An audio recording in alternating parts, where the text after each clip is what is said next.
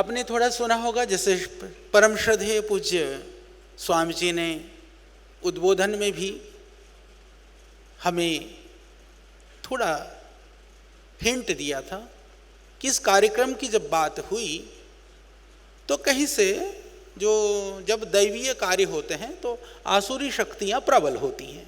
ये वर्तमान कोई ये अनायास नहीं है, वो सदा सदा से यह परंपरा चली आ रही है और ये चलती रहेगी। तो हमने देखा कि पतंजलि से कुछ भी कार्य होता है, इसका अर्थ इसका परिणाम दूर तक जाता है। लोगों की निगाहें आपकी ओर हैं, आपकी ओर निहार रही है दुनिया कि पतंजलि से क्या होने जा रहा है। ये आपके लिए गौरव की बात है। नहीं तो बहुत बड़े बड़े काम हम करते हैं, कार्य होते हैं, उस कार्यों का कोई ध्यान देने वाला होता नहीं है, कोई ध्यान ही नहीं देता है।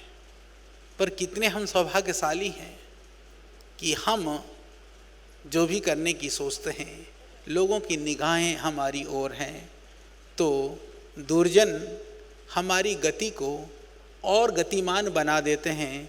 इसके लिए उनको भी बहुत बहुत धन्यवाद है, क्योंकि कई बार सज्जनों की यात्रा वो उतनी गतिशील नहीं होती है जब तक दुर्जनों की आहुतियाँ उसमें नहीं पड़ती है, तो इसलिए कोई फर्क नहीं पड़ता।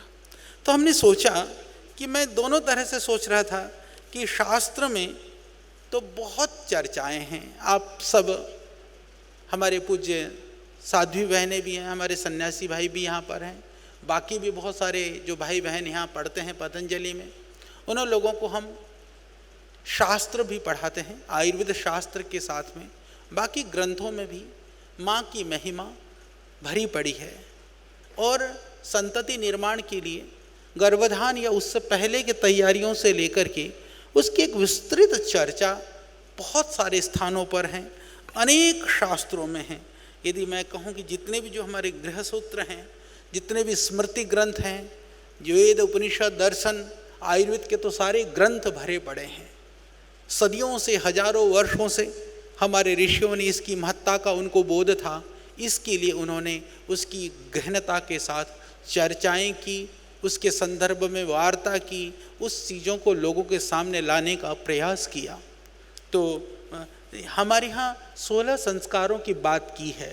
आप सब जानते हैं कि संस्कारों से संस्कारित होने पर ही व्यक्ति का व्यक्तित्व बहुत महान होता है। तो इसमें भी आपको यह पता होना चाहिए, 16 संस्कारों में एक संस्कार तो जाने के बाद दूसरे करते हैं, परंतु 3 संस्कार ऐसे हैं हमारी दुनिया में आने से पहले ही हमारे परिवार वाले करते हैं।